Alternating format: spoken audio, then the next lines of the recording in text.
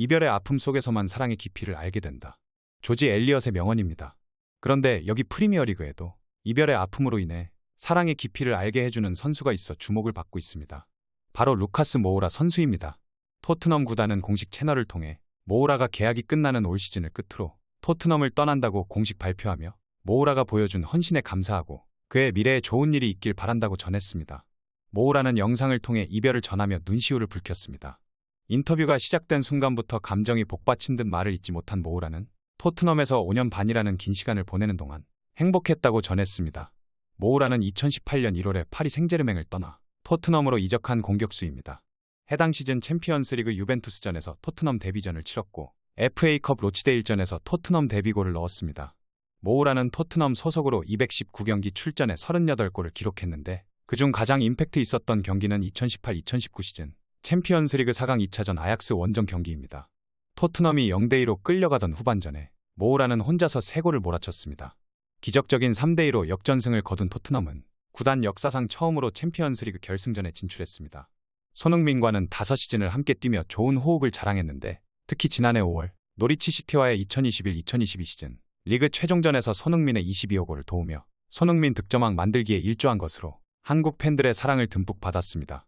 이어 손흥민이 득점왕을 확정하는 23호 골을 터뜨리고 세리머니를 할 때 손흥민을 높이 들어올려 축하해준 이가 모우라였습니다. 나중에 손흥민은 모우라가 교체로 들어오며 득점왕을 만들어주겠다고 말했다며 비하인드를 털어놓기도 했습니다. 손흥민은 리그 최종전 노리치 원정 경기에서 2골을 추가해 모하메드 살라와 함께 공동 득점왕에 올랐는데 이날 넣은 첫 번째 골을 모우라가 어시스트했고 이어 두 번째 골은 모우라가 올려준 프리킥 크로스에서 나왔습니다. 하지만 모우라는 올 시즌 들어 입지를 잃었습니다. 에버턴에서 영입한 브라질 공격수 히샬리송과 스웨덴 출신 공격수 데안 쿨루셉스키가 번갈아 가며 선발 출전했고 모우라는 벤치를 지키거나 명단에서 제외됐습니다. 가끔씩 경기에 나오더라도 윙백으로 출전하는 경우가 잦았습니다.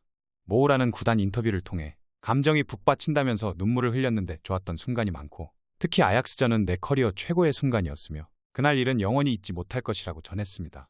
끝으로 내가 어디에 있든 내 심장은 항상 토트넘과 함께 있을 것이라며 마지막 인사를 남겼습니다. 토트넘은 올 시즌 2경기만 남겨뒀는데 오는 20일에 홈에서 브렌트포드전을 치르고 29일에 리즈 유나이티드 원정 경기가 예정되어 있습니다. 이제 모우라가 토트넘 홈팬들에게 직접 인사할 수 있는 건 브렌트포드전뿐이라 팬들은 그의 이별을 슬퍼하고 있습니다.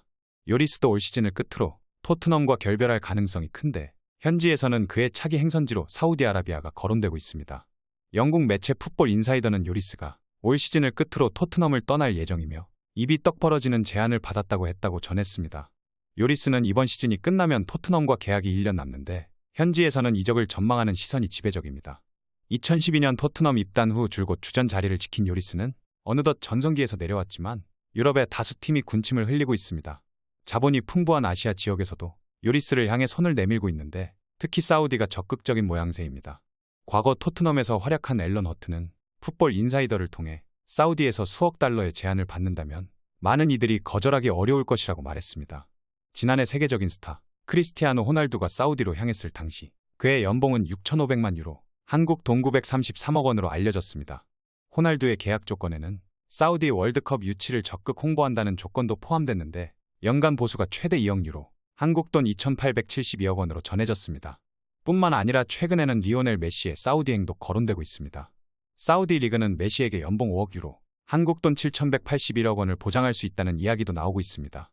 요리스에게도 토트넘에서보다 훨씬 좋은 대우를 해줄 공산이 큽니다. 이렇게 토트넘을 대표하던 선수들이 토트넘을 떠나 팬들이 슬퍼하고 있는 가운데 차기 토트넘 감독직 유력 후보로 네덜란드 출신 아르네 슬롯이 떠오르고 있습니다. 현 소속팀 페예노르트를 이끌며 리더십을 인정받은 슬롯의 프리미어리그 입성이 가시화하는 분위기인데 이탈리아 출신 저널리스트인 지안루카 디마르지오도 자신의 홈페이지를 통해 토트넘과 슬롯이 긍정적인 접촉을 했다고 밝혔습니다. 이어 네덜란드 감독은 지금 진지한 후보며 다른 경쟁자들을 이기고 토트넘에 입성할 수 있다고 덧붙였습니다. 슬롯은 1978년 태어나 즈볼레와 스파르타 로테르담에서 선수 생활을 했고 이어 즈볼레 유소년팀 코치과 캄브르와 알크마르에서 코치직을 수행한 뒤 2019년 알크마르에 이어 2021년부터 페예노르트의 감독을 맡고 있습니다. 슬롯을 노리고 있는 토트넘은 안토니오 콘테 감독과 크리스티안 스텔리니 감독 대행을 연이어 경질한 뒤 현재 손흥민보다 1살 많은 라이언 메이슨 코치에게 감독 대행을 맡기고 있습니다. 메이슨 대행이 여러 차례 준비된 감독임을 주장하며 정식 사령탑의 의욕을 나타내고 있으나 4경기 1승 1무 2패에 그치는 등 아직 믿음직한 모습을 보여주지 못하고 있습니다. 이에 토트넘은 명망 있는 새 감독을 계속 알아보는 상황이지만 젊은 감독들이 번번이 토트넘을 외면하면서 새 사령탑 구하기에 속도를 내지 못하는 상황입니다. 이런 시점에서 슬롯 감독이 토트넘의 러브콜에 반응하고 있는 셈인데 슬롯 감독은 이번 시즌 2경기를 남겨놓은 상태에서 페예노르트의 6년 만에 우승을 이끌어내며 지도력을 인정받았습니다. 또 지난 시즌 유로파 콘퍼런스 리그 준우승과 이번 시즌 유로파리그 8강 등으로 클럽 대항전 성적도 괜찮습니다. 맨체스터 유나이티드를 이끄는 네덜란드 출신 에릭 테나흐 감독과 외모까지 비슷해 제2의 테나흐라는 별명이 붙을 만큼 캐릭터도 확실합니다. 다만 감독 경력이 4년 정도에 불과하고 프리미어리그는 경쟁이 극심한 곳이라 검증이 덜 됐다는 비판도 받고 있습니다. 그러나 토트넘이 테나흐 감독을 리스트에 올려놨다가 거절했던 과거를 되풀이하지 않기 위해서라도 슬롯 감독을 선임할 확률은 높아지는 상황입니다. 토트넘의 상황이 이런 가운데 맨체스터 유나이티드에서는 손흥민을 영입하라는 코치의 말을 무시했다는 폭로가 나왔습니다. 글로벌 축구 매체 골닷컴에 따르면 과거 알렉스 퍼거슨 경과 함께 일했던 르네 뮬레스틴 코치는 자신이 메뉴에 손흥민의 영입을 추천했지만 거절당했다고 밝혔습니다. 그는 손흥민이 토트넘에 입단한 후 놀라운 활약을 보고 짜증이 났다고 고백했습니다. 또 그는 메뉴가 영입했어야 하는 선수였고 그런 선수들은 충분히 차이를 만들 수 있는 선수라며 아쉬움을 드러냈습니다. 그의 말대로라면 손흥민은 박지성의 뒤를 이을 수도 있었던 것입니다. 대한민국의 에이스 손흥민은 이제 토트넘 후스퍼의 레전드라고 불리기에 손색없습니다. 그는 2015년 바이어 레버쿠젠에서 토트넘으로 이적한 후 약 8년이라는 시간 동안 꾸준히 활약하고 있습니다. 잉글리시 프리미어리그에서만 103골을 넣으며 크리스티아노 호날두와 어깨를 나란히 하고 있고 토트넘에서 통산 145골을 기록해 제이미 데포를 넘어 역대 최다 득점 6위에 올라 있습니다. 이번 시즌엔 다소 부진하긴 하지만 그런 와중에도 리그 10골을 넣으며 7시즌 연속 리그 2자릿수 득점이라는 대기록을 달성했습니다. 이런 손흥민의 활약에 그를 원했던 메뉴의 코치는 구단의 선택에 분노한 것입니다.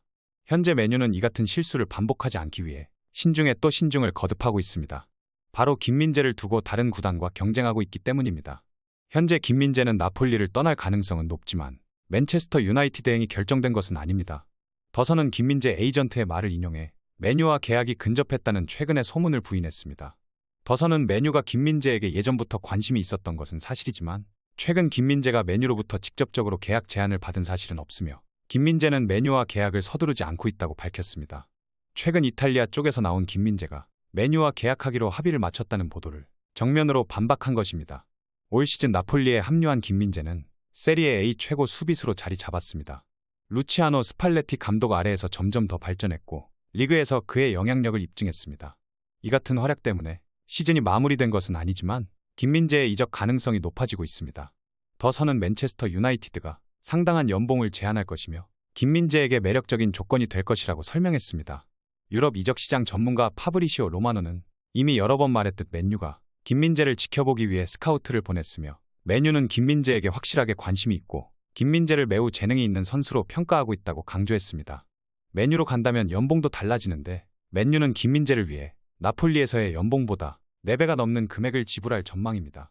일 마티노는 나폴리뿐만 아니라 세리에 A는 프리미어리그와 경쟁할 수 없고 맨유는 김민재가 나폴리에서 받는 연봉의 4배인 900만 유로를 제의할 것이며 김민재가 제안을 수락한다고 해도 놀랄 일이 아니라고 전했습니다.